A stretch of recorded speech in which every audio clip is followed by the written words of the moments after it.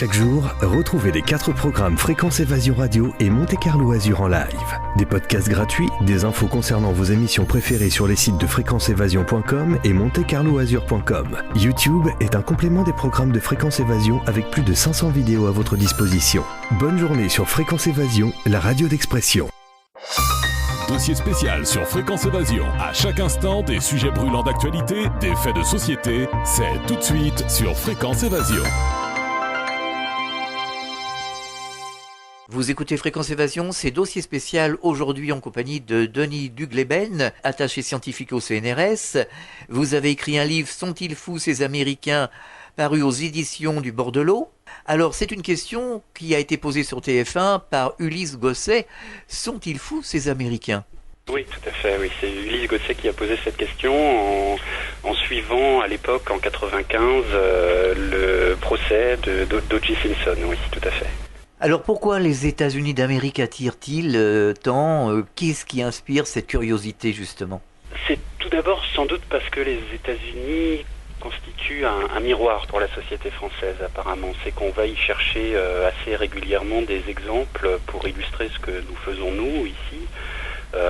Quand il s'agit de réduire le temps de travail, quand il s'agit de faire un certain nombre d'expériences dans des domaines tout à fait divers, on essaye de voir ce que les Américains font eux de leur côté pour souvent conclure d'ailleurs que ils font des choses tout à fait différentes des nôtres et complètement irréconciliables avec ce que nous faisons nous de notre côté. Avec une question, est-ce que ça peut être adaptable chez nous en Europe, en France, par exemple la peine de mort ? Voilà, tout à fait. Beaucoup pour ces questions de criminalité en effet, et aussi beaucoup pour les questions économiques, parce que, bien disons, quand l'Amérique réussit, elle réussit souvent mieux qu'ailleurs. Seulement le problème, c'est que quand elle échoue aussi plus durement qu'ailleurs, et les exemples les plus récents le montrent dans le domaine de l'économie. Oui. Alors bien souvent, on voit l'actualité des États-Unis d'Amérique avec des faits très très forts, comme l'attentat du 11 septembre.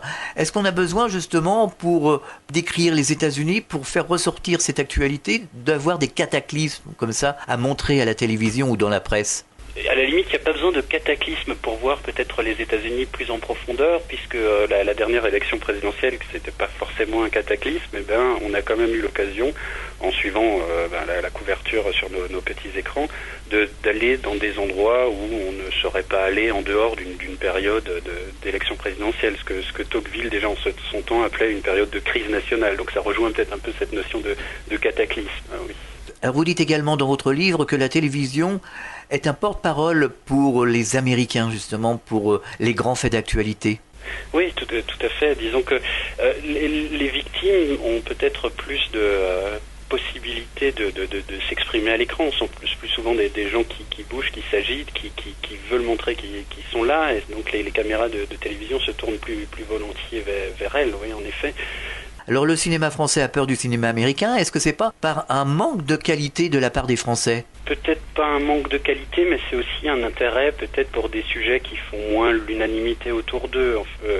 Les superproductions hollywoodiennes sont souvent construites pour viser le public le plus large possible. Elles abordent peut-être moins souvent des débats de société un peu grinçants qui mettent peut-être un peu mal à l'aise et donc comme contrairement au cinéma français qui, comme le cinéma français, plutôt vise un public peut-être plus restreint et plus engagé. Alors la création artistique, la création cinématographique ou télévisuelle est très critiquée en France. Oui, mais c'est un peu justement ce que l'on peut voir au travers de la représentation sur les petits écrans. Alors que la création artistique aux États-Unis est foisonnante, on a plutôt tendance dans nos journaux télévisés à la présenter par le petit bout de la lorgnette et à montrer davantage cette image qui est presque séculaire dans les représentations françaises de l'Américain richissime qui vient en France acheter des œuvres d'art comme on peut faire son marché dans un supermarché. Par contre, on peut dire que l'art français aux États-Unis se porte parfaitement bien. Tout à fait, oui. Et quand on va dans les musées américains, on se tourne volontiers, nos caméras de télévision se tournent volontiers vers les œuvres françaises, ou en tout cas les œuvres du vieux continent, et interviewent volontiers aussi des personnes qui ont un accent français impeccable pour bien montrer que l'art reste une question française. Alors vous parlez de la communication dans votre livre et vous dites que tout est dans l'image. Oui, en tout cas, c'est à peu près le message que les journalistes de télévision tentent de faire passer.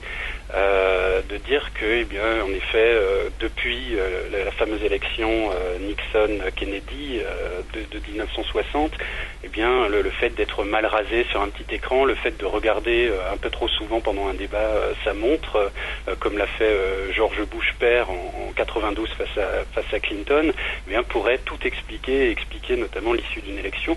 On voit bien que, eh bien, la dernière élection aussi a mis en avant un certain nombre de débats de fond et que les Américains ne votent pas que pour une image. Justement, dans ces images, il y a les bons, il y a les mauvais, et les Américains choisissent toujours les mauvais. Sauf pour les dernières élections, évidemment.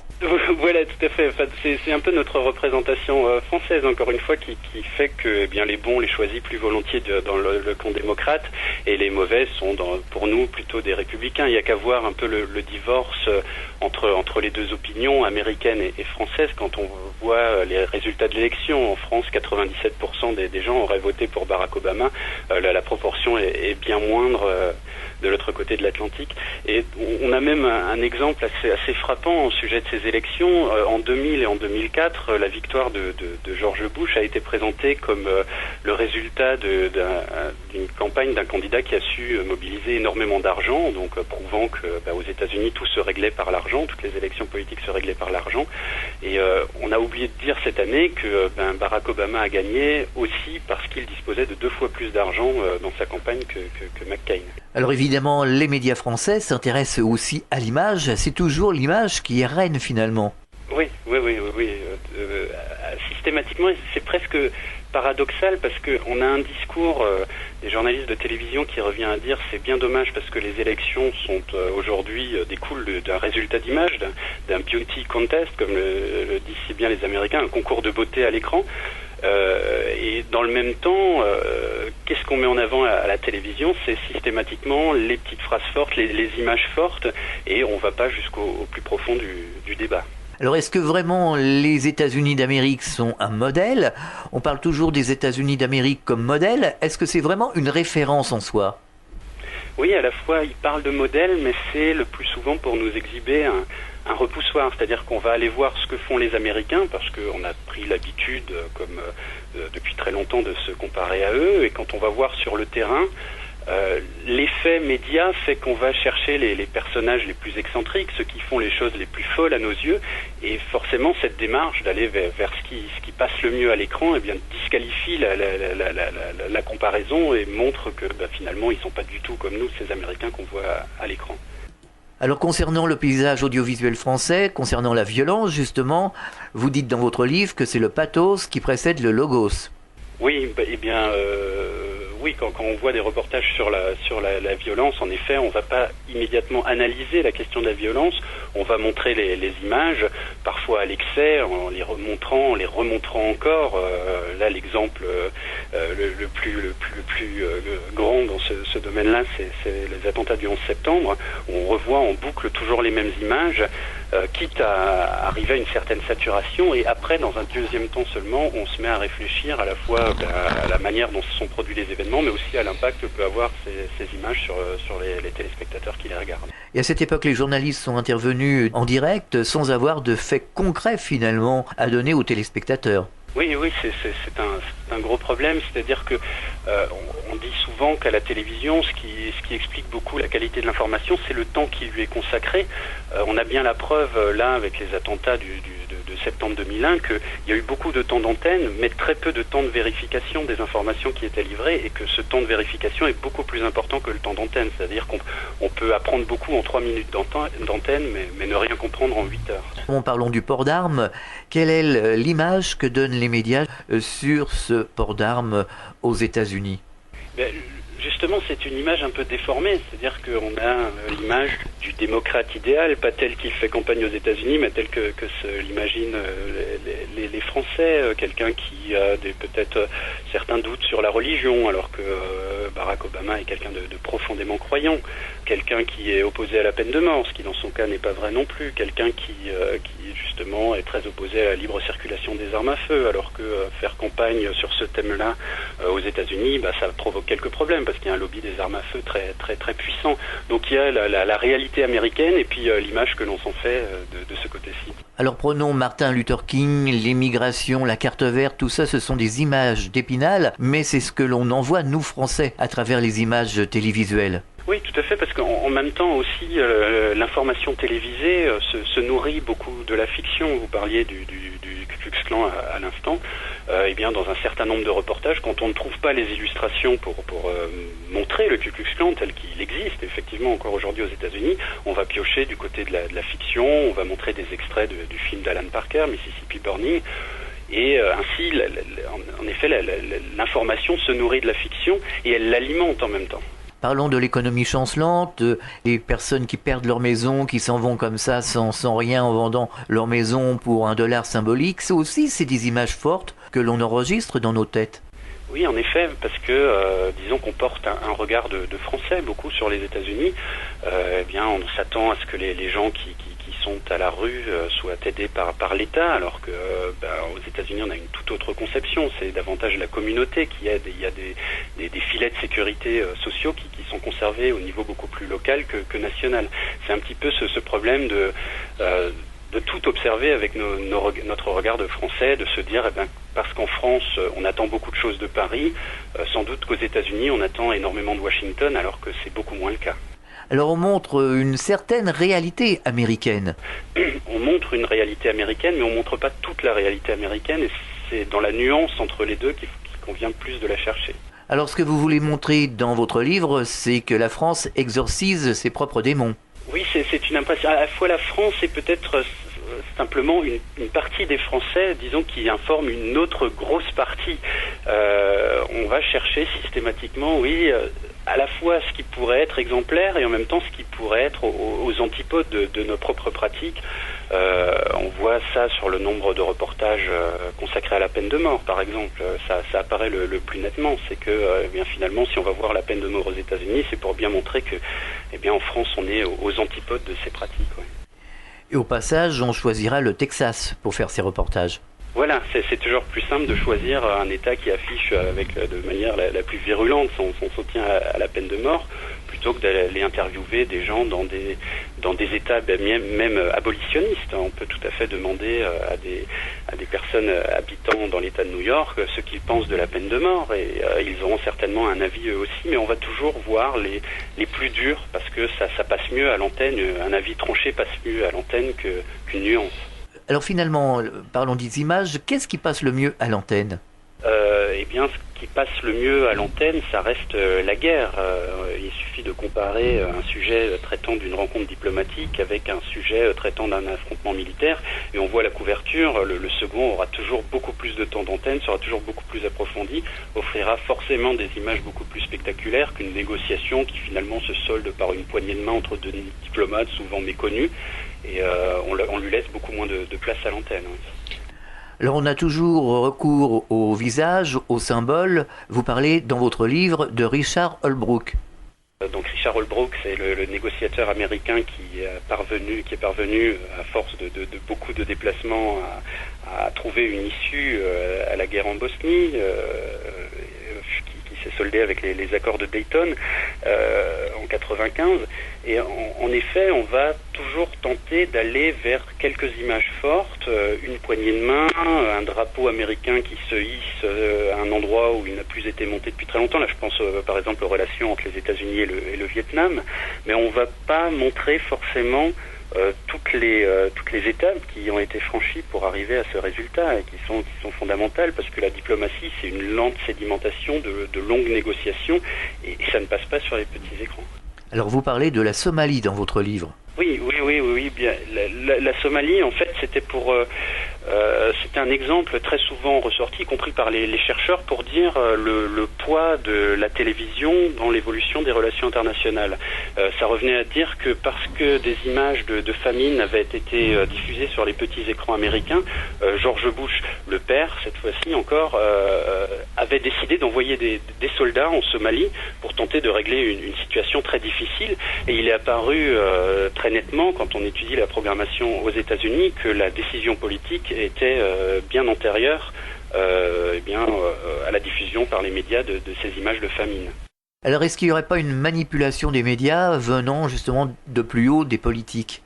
Oui, c'est-à-dire que je suis pas du tout pour une approche disant il y a le mauvais média d'un côté et la bonne politique de l'autre. C'est un triangle d'influence croisée entre l'opinion qui attend certaines informations, les politiques qui souhaitent donner certaines informations eux aussi, et les médias qui, comme leur nom l'indique d'ailleurs, se trouvent dans une situation de médiateur de l'un à l'autre et qui doit toujours jouer pour contenter à la fois l'opinion et pour pas se couper complètement du politique qui lui fournit quand même l'essentiel de son information. Vous dites que les politiques sont les premières victimes du mirage de ces médias, justement. Oui, en effet, c'est que finalement on est tous convaincus aujourd'hui de l'existence d'un pouvoir de la télévision en l'occurrence, mais des médias peut-être en général, qui pèse sur la vie politique, qui pèse sur les questions internationales, et on en est tellement convaincu que personne n'est encore vraiment arrivé à le démontrer, l'existence de ce pouvoir. Et le fait de ne pas encore l'avoir démontré, ça prouve bien que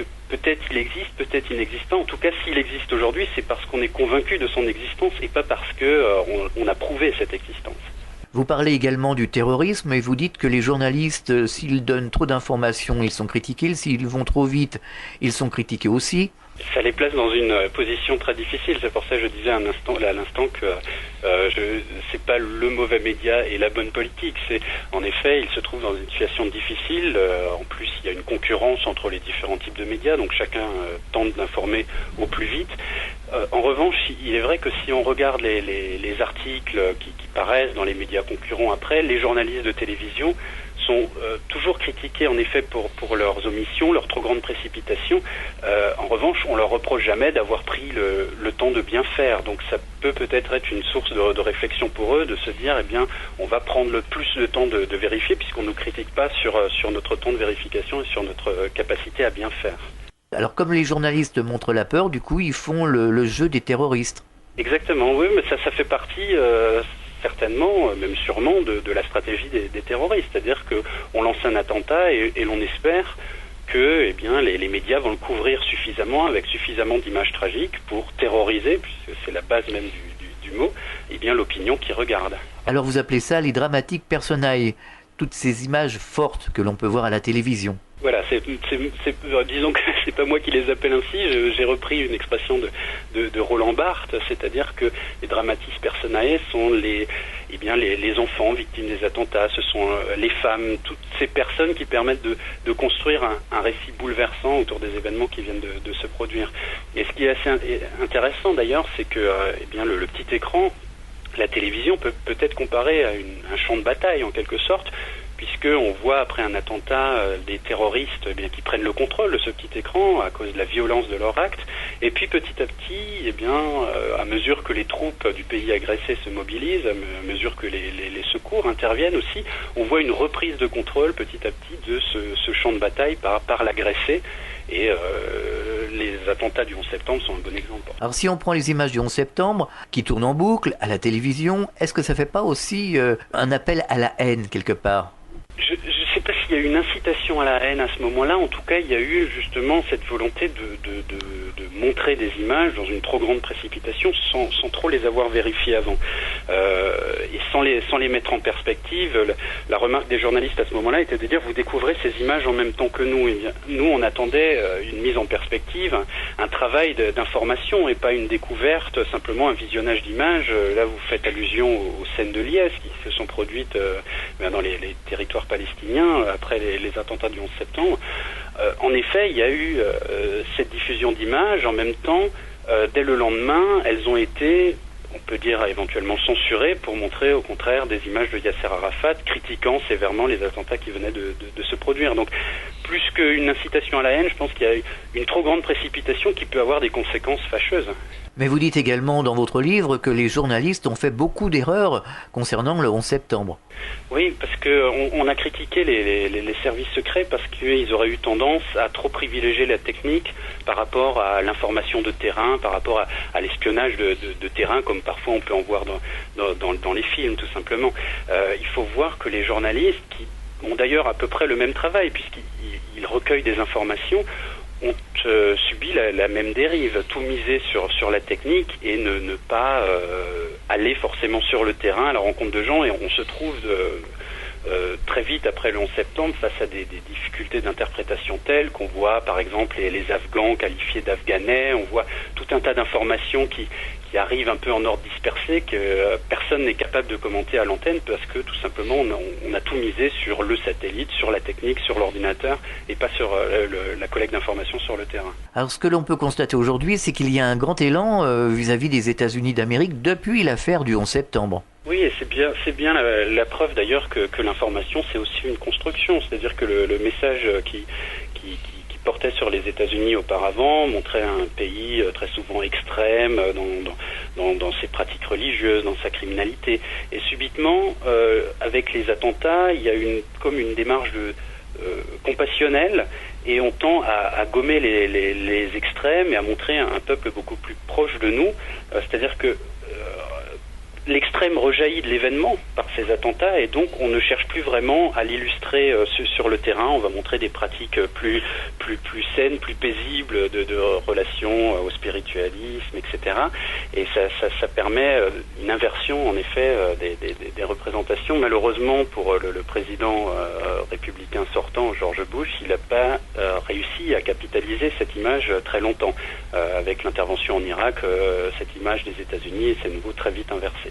Alors pourquoi en règle générale quand les journalistes s'aperçoivent qu'ils ont fait une erreur, ils ne corrigent pas le tir, ils ne rectifient pas?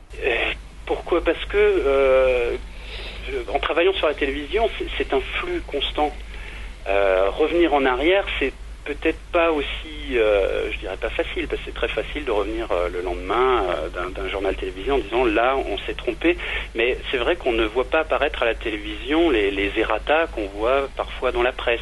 Je pense de mon côté qu'on se dit finalement dans ce flux d'images constant, qui est-ce qui va aller repérer cette erreur? On se doute pas qu'il y ait des chercheurs qui puissent se retrancher, écrire des livres sur ce point-là, se retrancher à l'Institut national de l'audiovisuel pour disséquer les séquences qui ont été diffusées.